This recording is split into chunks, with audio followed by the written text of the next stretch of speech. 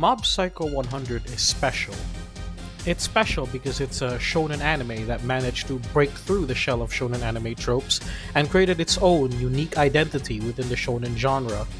It shows that anime does not have to rely on any old tropes and cliches in order to stand on its own 2 feet, and that an imaginative creator is able to establish a completely new and fresh take on an already established genre.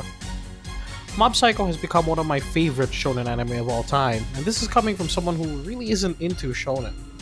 But above all else, Mob Psycho is special because it teaches an extremely simple yet equally valuable lesson.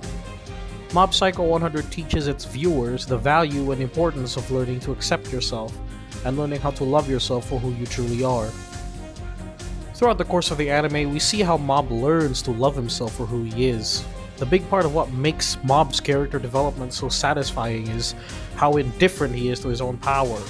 At times, it doesn't even seem like Mob really likes having his own power, but as the anime goes on, we get to see the progression of Mob slowly learning to embrace just how powerful he really is. Shonen anime are often marked by the development of the main character as they attempt to overcome an obstacle. In most shonen anime, this obstacle is often physical, usually in the form of an opponent they can't defeat. But Mob takes this whole concept and places it on a character who is already at a point where he is virtually unbeatable by anyone he counters. How do they do that then? What obstacle can possibly be placed for a character that already possesses the level of power needed to defeat even the strongest of enemies? That's where emotional and character development comes in. Initially, we see that Mob, aka Shigeo Kageyama, doesn't really have a positive opinion about himself. Issues of self confidence and acceptance is a common problem among growing youths, and Mob Psycho excellently implements the lesson of learning to accept yourself where you are and combining the lessons with awesome action scenes, heaps of character development, and amazing animation. From the beginning of season 1, we get to see the baby steps that Mob takes in order for him to slowly accept himself as who he is. And the process of us, an audience, watching him slowly improve who he is just feels satisfying as all hell. The anime even acknowledges this by improving the openings of both seasons. From season 1, Mob is always shown by himself, especially at the end of the opening.